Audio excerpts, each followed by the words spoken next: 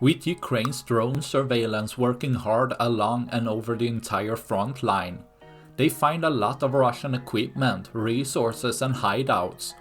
With Russia's training and tactic leaving room for improvements, their mistakes add up to higher losses, seen here as few infantry hide in a partially collapsed building with ammunition stored inside as well, making any strike become much more dangerous than it has to be, with Ukraine's drone army striking the position with precision.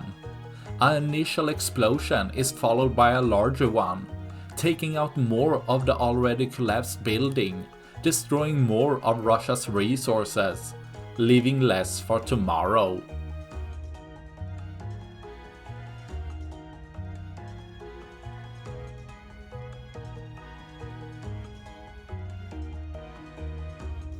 That's all I had for this video. Please like and subscribe for more. Thanks for watching. Bye.